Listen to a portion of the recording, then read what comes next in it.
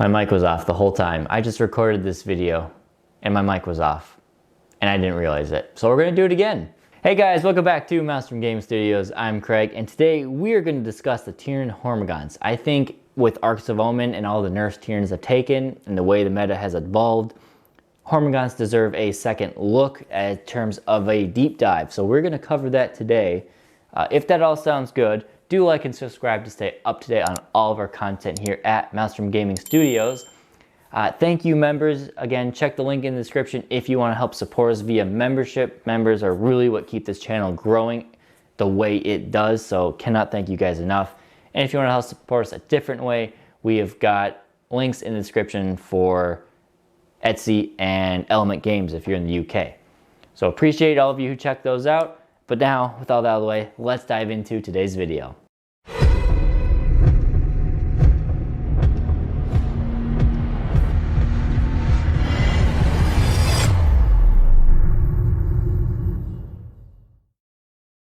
So today, like our other deep dives, it's been a little while since we've done one. We're going to cover the datasheet, some key stratagems and synergies, the high fleets, damage comparisons, and then wrap it up in a conclusion.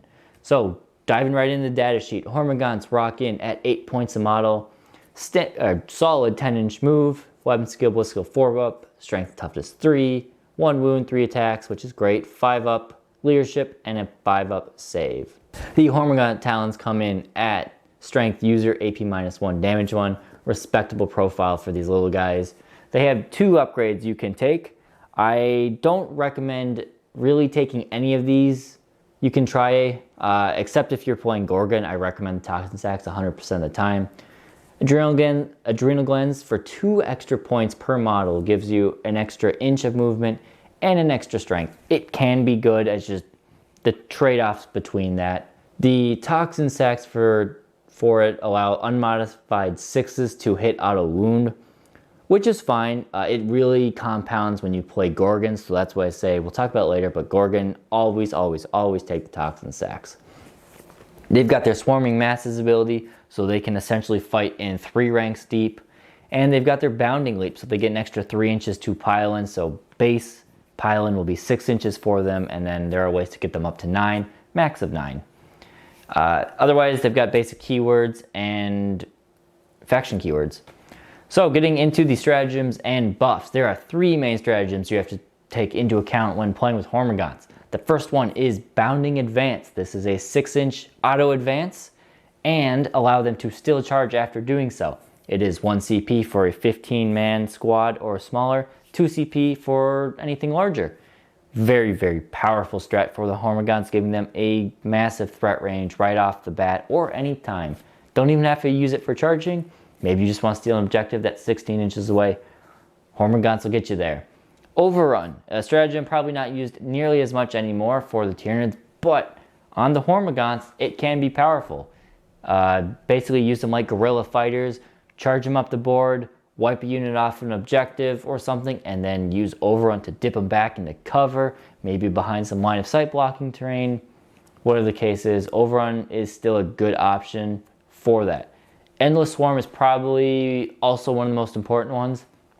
Respawning D3+3 models within engagement range of this unit.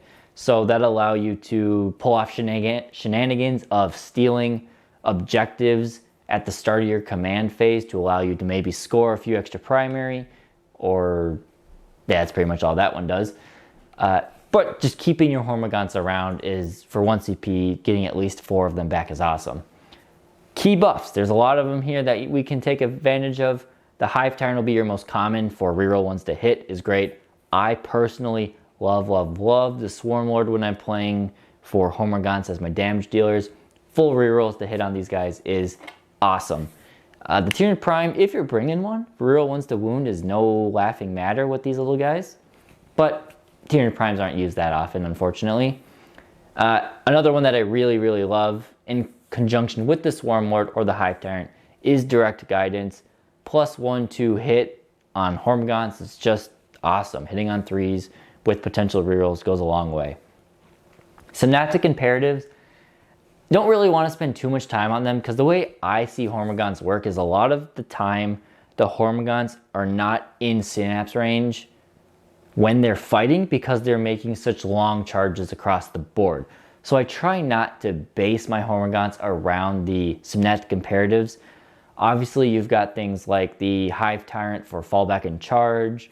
You've got things like the Broodlord for some extra cover save. You've got the Warriors for 6s exploding and melee are good. The Turf Gun is one I really like to give that 2 extra inch of movement because they're going to be in synaptic link range probably when that's going off on turn 1 or 2. So that's my favorite in all of them. But again, the way I play them, don't really deal with synaptic imperatives too much. Especially because my list these days only bring like 3 imperatives, unfortunately. So Hive Fleets.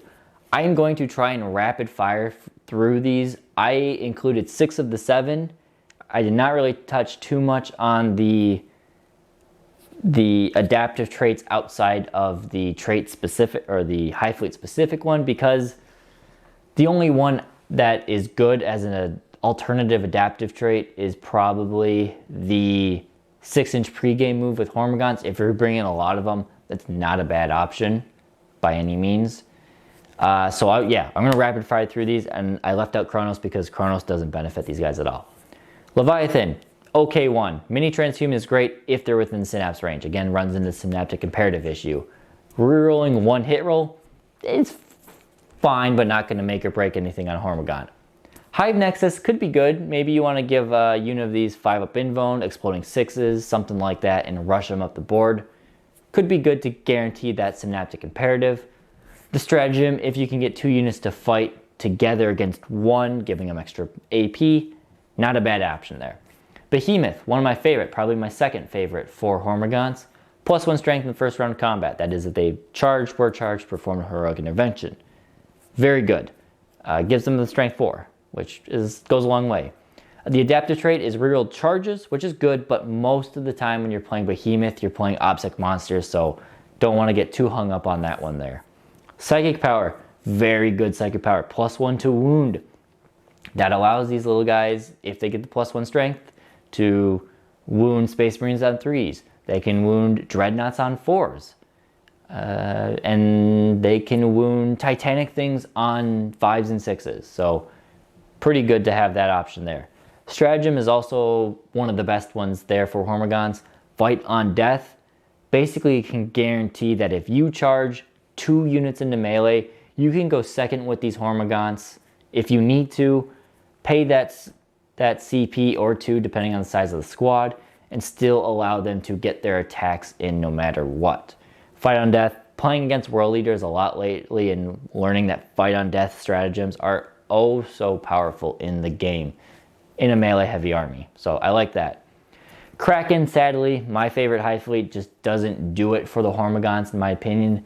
The extra AP in the first round of combat is good, but you're still not wounding well to take advantage of that. Adaptive buffs, D3 plus 3-inch advance is fine. +1 charge is much more common, I think, which again helps you get there. Tack that on with the psychic power, rerolling charges. Again, it helps get the Gaunts there. And the Stratagem for 8-inch advance, it helps get the Gaunts there. It increases their speed, which Kraken is supposed to do. Just their low strength kind of flounders a bit. Maybe you want to play them in or give them adrenal glands. I think it makes them too expensive, but if I were to give adrenal glands to any Hive Fleet, Kraken might be one of them just to make them a bit better. Thoughts on that? You guys can play around with that. Gorgon, the best Hive Fleet for Hormagants. I've been saying that since the Codex first came out, but we're really going to touch on it in this video. Hive Fleet trait buff. They wound anything but vehicles and Titanic on a 4+, all times, no matter the wound. If your opponent has something that says -1 to wound, we don't care. 4+ to wound at all times. Very good for Hormagants because you don't need to worry about their strength and they'll always be wounding the big stuff on 4s. Adaptive trait, there's 2 of them typically played with Kronos. There's the reroll 1 wound roll, which is something for the Hormagants. It's not nothing. The other one is obsec monsters. Not really something. Actually, it is nothing for the Hormagants, but that is that. Psychic power is a good one. 6 to wound deal mortal wound in addition to max of 6. That really helps that if you are going against those vehicle or titanic units, you can at least slap down 6 mortal wounds on the enemy. Maybe it's enough to kill it, but it's guaranteed damage for the cost of a psychic power. The Stratagem is the one that really sends these guys out of this world. Toxin Sacks units auto wound on 5+ to hit, which is why I say give Toxin Sacks to these guys all the time for 1 CP if your unit is small enough, 15 or less. 1/3 of all of the dice you roll is automatically going to wound, and that's on the hit roll. Tack on rerolls on that, you're just getting more and more hits through. Jormungandr, I put it in here. There's not too much. They're a little more durable. -1 to hit when the target is greater than 12 inches away is fine. Having the number of models with blast is fine, nothing crazy, but people are probably taking Opsic monsters in Jormungandr anyway. Psychic power is good for extra AP, and a stratagem to summon Deep Strike could be okay, especially if you maybe want a CP farm with behind enemy lines, put a 10-man unit in there or something. It's an option, not my favorite one. Probably my least favorite besides Kronos for Hormagants. Finally, interesting one. This is also Hydra. Another one I would consider putting Adrenal Glands on the unit. Maybe. So the trait buff is if they outnumber their opponent, which you're probably going to do, +1 to hit. Great. Now you don't need direct guidance. The adaptive buff is +1 inch to move and +3 inches to consolidate.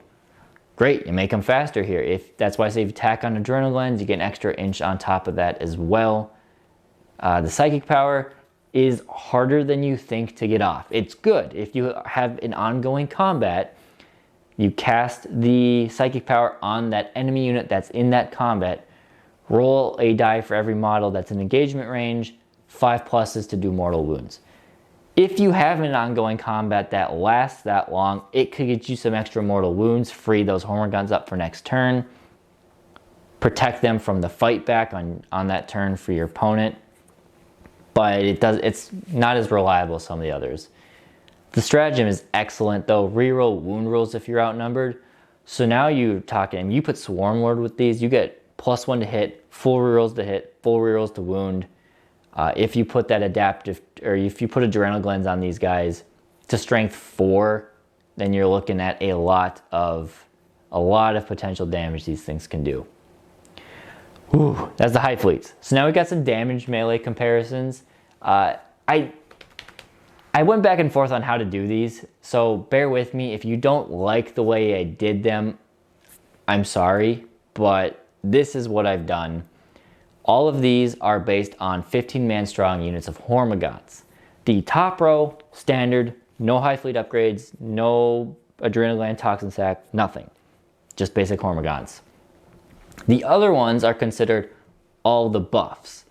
I have chosen Direct Guidance, Swarm Lord, and their high fleet specific buffs, whether that be psychic powers, stratagems, or both. The reason I chose Swarm Lord and not the Hive Tyrant is because, in my opinion, and I've had the most success with this, is if you are bringing a lot of Hormagants to be your melee threat, the Swarm Lord is just so good, and it's really hard to pass up giving them full rerolls to hit. So that's why I did it. Let's talk about it. Hormagants as a base really struggle to do anything against anything other than toughness 4 or toughness 3 models. Now, when you stack in the buffs like Behemoth, so this would be +1 to wound from the psychic power, the +1 strength on the first round of combat, you're wounding Guardians on 2s, so 26 of them are just gunned down or cut down. A good chunk of Intercessors are dead, some Terminators, respectable damage to the Crisis Suits, the Redemptor Dread, and the Imperial Knight. But really that low, the toughness 4 and under stuff, they really do the damage there. Gorgon, my favorite one for Hormagants, this is going to be Toxin Sacs. The 5+ to hit auto wound. This is going to be Direct Guidance, Swarm Lord rerolls, and the Psychic Power. So granted, these Hormagants are 1 extra point more, but You're killing 23 Guardians. 3 of those Guardians were killed via mortal wounds. You're killing 9 Intercessors. 1.5 of those died because of mortal wounds. You're killing almost three Thunderhammer Stormshield Terminators. Again, 1 of those Terminators dies just from mortal wounds. 4.5 slain Tau Crisis Suits. This is the crazy one that kind of caught me by surprise, as they really chew up that average armor save, high toughness stuff there. So that's a lot of points of Crisis Suits dead if your opponent is not prepared for it. 4.5 of them dead, 3 mortal wounds there. Now against the Redemptor Dread and the Imperial Knight, no point using the stratagem of 5s pluses auto wound, because that does not work against them. So really you're fishing for mortal wounds here, and you get them with the volume of attacks you put out. 9 damage to a Redemptor Dread and 9 damage to an Imperial Knight. Again, for 145 points on the Gorgon ones, that's not a bad deal. I mean, if you got a Venom Cannon or a Shard Gullet or something like that, you can plink off a good amount of damage to any of those units, and then the Hormagaunts can go through and clean them out. Not their ideal target, but it shows you their potential. Kraken, with all their buffs, like I said, they struggle a bit. They still kill the lower wound stuff, or lower toughness stuff. They do chunk through Intercessors. They do all right against the Terminators and the Crisis Suits, but they struggle not being able to wound better. Now Hydra here, I have all the buffs and the outnumbering abilities. I did not put Adrenal Glands on these like I mentioned earlier, but maybe I should have. They still, without Adrenal Glands, 24 Dead Guardians, 5.5 Intercessors. Really struggle against the Terminators though, unfortunately. Still 3 Crisis Suits, and good damage to the Redemptor Dread and the Imperial Knight, because they get that full reroll to wound, benefiting from them there. So you can kind of see where I like the Gaunts. Gorgon and Behemoth are definitely the better options here, whereas some of the other ones, maybe you don't want to bring Hormagaunts as your main damage dealer. But Hydra, I think, is still a sneaky good third option. There's one more unit I want to talk about with these, and I'm going to specifically talk on how these Hormagaunts go against Be'lakor. Now, why Be'lakor, you might ask, is because I've watched a decent amount of tournament reports, or listened to them, or read about stuff. Be'lakor seems to be, in terms of a single model, the big bad running around and smashing up people at tournaments. He is arguably the hardest model to take down in 40k. There might be some units and stuff that is harder, but he is up there as one of the hardest, and demons are very powerful right now in the meta with their Tzeentch stuff led by Be'lakor. You're probably going to go up against him if you're playing in a competitive tournament. Hormagaunts, specifically in Gorgon, are very well equipped to deal with the big bad Be'lakor. So I'm going to talk about it. So why Be'lakor, if you're unfamiliar with what makes him so powerful, is no rerolls to hit against Be'lakor. None. You can't do it for any reason. He is also -1 to hit and -1 to wound, which is very annoying for most units. -1 damage, again, really annoying. Toughness 7, but with the psychic power, he can be toughness 8, and he's got a 4-up demon save, so half of all the wounds you do to him, he's just negating on average with his demon save. And he's got 20 wounds to tack onto that. So it takes a lot of big guns to take him down. Well, the Hormagaunts, though, seem to have a decent opportunity to kill him. So the Gorgon Hormagaunts rocking at 145 points. They have the tools to do this damage. So you put direct guidance on this squad. That counters act a -1 to hit, so now you're still hitting on 4s. Pay that 1 CP for hyper toxicity, 5s to hit auto wound. Yes, you can't benefit from Swarm Lord rerolls, but now 2/3 of your hits have already wounded. So you only need to roll for 1/3 of your hits, roll to wound. And for those hits to go through, 4 pluses auto wound. So half of those remaining hits will auto wound. You can put the psychic power on there to fish for a few extra mortals. I will tell you though, as the math lines up, you're only gonna really be getting 1 or 2 mortal wounds on average. Though, doesn't hurt to put the psychic power on there. It doesn't cost anything but a cast, and you could potentially spike your 6s and do a bunch of mortals. 15 Hormagants. With all these buffs, on average, deal 9 wounds plus a mortal to him. And that's after the demon save has been accounted for and everything. So really it's 18 wounds and a mortal. He'll shrug half of those with his demon save. Now, 10 wounds in total is still, it's not 20 for Be'lakor. But Be'lakor is 20 wounds, which means he can't be hidden. You're probably going to have some sort of anti-tank, anti-Be'lakor ranged shooting weapon. A lot of people bring in the Shard Gullet. Heavy Venom Cannons are still powerful. You've got an Exocrine or a Rupture Cannon. You're probably going to have 1 to 2 turns to shoot him before he makes it into combat or before you want to tag him. If you can do, 10 wounds, that's, 2 Shard Gullet, or it's not quite 2, it's 3 Shard Gullet wounds, or a Shard Gullet wound and a couple Heavy Venom Cannon wounds. 1 or 2 Rupture Cannon shots go through him. If you can get that damage to put him where he's down at half damage, you could, snipe these Hormagants or send these Hormagants up into Be'lakor, charge him, do whatever you need to do, get around him, and kill him. And I will tell you, a demon army that is playing early on without their Be'lakor, because you were able to pick it off, is going to be struggling a lot of the game. They're still going to be good, they're still going to be durable, but for essentially trading 15 Hormagants for Be'lakor could go well. Now granted, if they're playing well, they probably are screening Be'lakor with Flamers or something, and that's going to be annoying for you to deal with. You'll have to try and kill the Flamers first, which will suck. But if your opponent is not aware of how fast and dangerous these things can be to Be'lakor, they could watch out. So that's pretty much everything I got today. Hopefully this didn't sound too rushed. Like I said, maybe I didn't say, I already recorded this video and found out that my mic was off or dead. So it didn't really record. It's just me talking to myself and no recording sound, unfortunately.